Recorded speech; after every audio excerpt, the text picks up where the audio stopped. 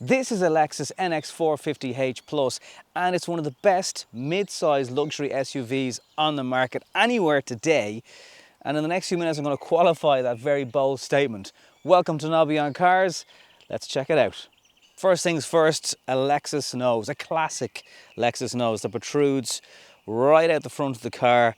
A huge, big, unapologetic front grille with black, little bits of brushed aluminium, and just working beautifully in one of the best Lexus colours that you can get. Yes, on the F Sport model, we have dynamic front LED headlights that will bend around corners, but the standard ones are pretty good too. Now, while this car is a plug-in hybrid, in fact the first from Lexus, it will deliver a range of between 60 and 70 kilometers on a full charge. There's also a 350 hybrid standard model, so that kind of self-charging vibe, that's available.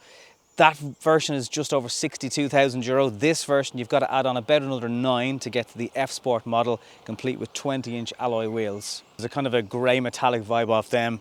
We've got plastic down here. We have black mirror housing, very subtle black roof rails on the roof of the car. Keyless entry all round. Your AC charger is around here. It will actually charge at close to 7 kilowatts if you are in the earlier stages of charging. It's an 18 kilowatt hour battery that will deliver that almost 70 kilometer range of electric power, and it will work on motorway speeds. Even at 100 kilometers an hour, you can be in EV mode and your needle on the rev counter is just sitting on zero because you're in full electric. It'll do around about 28 kilowatt hours per 100 kilometers. Just for an idea of range, the car weighs over 2 tons. And the back of the NX is pretty good looking. Red strip that goes right across the back, Lexus lettering. We've got a bit more black, a bit more brushed aluminium going on, an electric tailgate, a boot that is 549 litres, and some clever stuff like the rear parcel shelf. This is it. It folds up, bends in two. You can hide it absolutely anywhere. There's a cover there if you've got pets and luggage. There's storage down here for your charging cables. But again, you could tuck this away. There's even a bit more space further on in.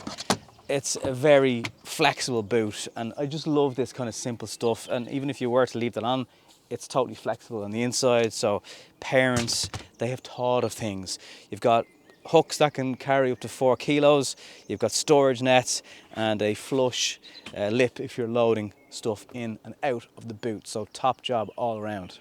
Up the mountains today, I'm getting absolutely eaten alive by I don't know what. So if you'd like to support us by subscribing, Patreoning, PayPal tipping, all of those options are very, very welcome.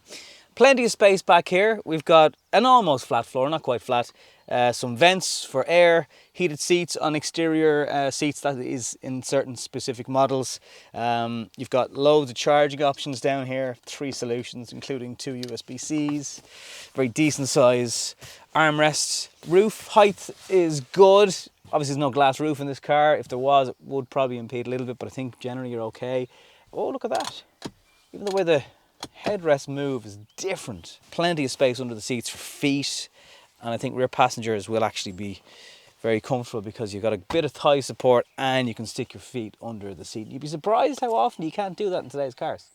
Yes, you can charge the plug-in hybrid element of the car with a timer and have the car a certain temperature for when you get in the morning. As soon as you fire up the ignition, the steering wheel comes into where you've left it. There's memory seats. This system for sat-nav is one of the best systems I have encountered in a production car. It's absolutely fantastic. It uses Grace Note technology to give you artist display in terms of the music you're playing, podcast you listen to, radio station you listen to. It's got live traffic. It's got live roadworks. I was driving near my house last week. There was temporary roadworks for 4 days. Who would have even known about them? And the car warned me, in 1 kilometre, roadworks ahead. It's just fantastic. I cannot fault it. It's 14 inches in display size. You've got physical knobs for your climate. Everything else is easy to reach. Yeah, there's not a load of profiles that you can dial in, and yeah, there's a few settings that you might be able to tweak more on other cars, but you know what? It really, really works. Same with the instruments. They're bright, they're clear. By the way, the car barely uses any fuel. I've used a quarter of a tank in almost a week. Now, I have charged it pretty much every other night at home. You've got wireless charging down here. It doesn't work if you've got something like an OtterBox on your phone. You've got to take it off for whatever reason. USB-C and USB charging options. I love the way Lexus allow you to open their armrests on either side. There's loads of space down here. Like I've have a full, huge bag full of goodies chucked away down here. Some space for cups. The F-Sport seats hug the life out of you. The steering wheel is gorgeous and feels so luxurious. And if you go for the F-Sport, the extended leather pack, you get extra leather here. The overview camera, again, it is an optional extra for this full 360 vibe going on, but like it's just so easy when you're trying to park the car. It's really, really class. You've got Eco, Sport and Sport Plus, and a normal and a custom dial jog wheel here that you can slightly tweak things on the car. Really, it's not going to make a huge amount of difference. And there's enough power on tap anyway, so you're not really tweaking with things. This is obviously an all-wheel drive version of the car as well. And when you look at the fuel economy of about 6 litres per 100 kilometres, with a car that has 309 brake horsepower and all-wheel drive, that is really not too shabby at all. So fuel economy is excellent. Even when you run out of charge, it's still, yes, a 2.5 petrol with not quite 200 brake horsepower, but there is plenty of fuel economy still without any charge. One thing that will bug passengers, and I remember when I was at the launch of this car in Mallorca, you've got to pull the door handle twice to open. I've no idea why. Now, I've seen it avoid a cyclist and a pedestrian. It's got loads of safety tech that will do that. But for passengers in your car for the first or second time, they feel like you're trying to kidnap them. Listen to that. Before we go on a drive, just listen to the noise that glass makes when it drops down. No other car does it that way. It's like as if they've just over-engineered everything. Incredible. It's an incredibly quiet cabin if you're in full EV mode. Even on 20-inch alloy wheels, it's absolutely no problem. And for such a heavy car, on those bigger wheels, you got battery weight added to it.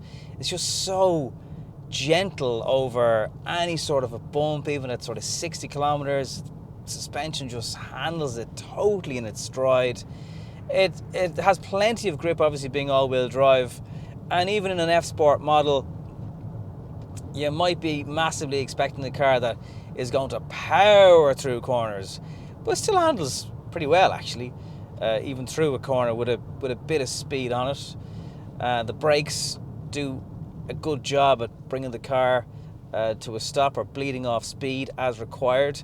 And then if you do floor it, you'll get a mix of either if there's enough power from the battery motor to keep you going, or the car will come into petrol life and you'll hear a bit of a groan out of the engine as you try and power on. Even going through the corner there now, it didn't exactly feel like a high up SUV with loads of body roll. It was very, very composed into the corner. And then if you do give it a bit of welly, you'll hear about it, but there's plenty of power there to kind of actually make it move. It just doesn't sound like the most refined of things. It's a car that really is just built for longer journeys, gentle cruising, very, very refined in every aspect, and there's no doubt Lexus have done a great job at getting into the full plug-in hybrid space. This size of car, build quality is amazing. You're really kind of being very, very fussy looking for things. Like, yes, it's quite dark inside. Yes, a glass roof would be nice. You got so much safety stuff going on, like blind spot, collision avoidance, rear traffic cross monitoring, head-up display, which works beautifully.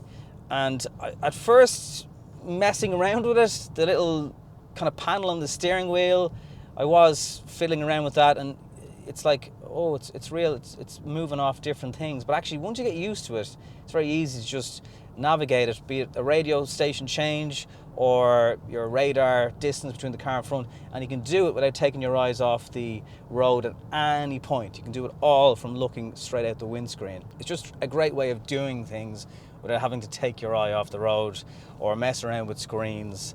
It's all just taken care of. I mentioned the fuel economy earlier on in the video, but it is as they claim. In fact, Lexus claim about 5.7, doing about 6, and that's just your typical stop-start city centre driving, bit of motorway thrown in, a very, very economical car to run, just with the not so economical price tag to get into it in the first place. Well able to shift, as I've just demonstrated, when you wanted to, but it is definitely more of a at-home car when you're just being gentle to it. It'll give you all the power you need, all the comfort you need, all the refinement you need. And if it's a car that you're just curious, I'm not sure about electric, but I'd definitely be able to get around on 60 to 70 kilometers of range. The key to any plug-in hybrid, of course, as I'm sure you know by now, is charging all the time. That is the main difference.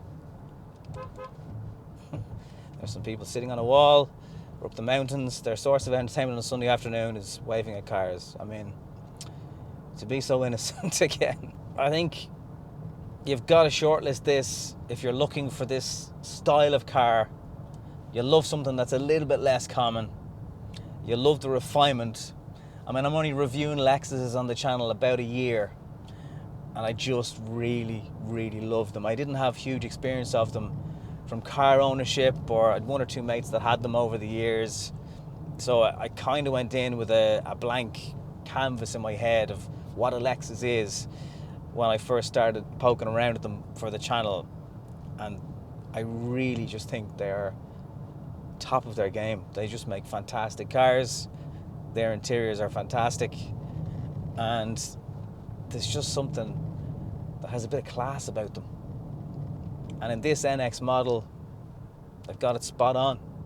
It's just a fact that this particular luxury SUV space is particularly crowded. You've got Mercedes offerings, BMW offerings, Audi Q5, but this Lexus deserves your full attention if you're looking in that space. An entry-level price from just over €60,000. It's not even crazy expensive by today's standards. And then if you do want to get into this gorgeous F-Sport model, yes, you're going to start with a 7 at the start of your list price, but fuel economy to run it, like you'd probably be if you're doing typical Dublin city centre and a bit of the outskirts driving, you might be topping this car up with petrol once a month, maybe. Looks gorgeous. It's a Lexus, so the reliability and just the way it's just built, they just do things a little bit differently. Even when you listen to the windows going down, the electric motor sounds different to every other car. If you've got comments or questions, that's what the comment section is for. Thank you for watching this Irish review of the Lexus NX 450 Hybrid Plus. And I really appreciate you coming this far in the video. So if you haven't subscribed yet and you'd like to give us that support, you'd be very, very welcome. Thank you for watching. I'll see you in the next one.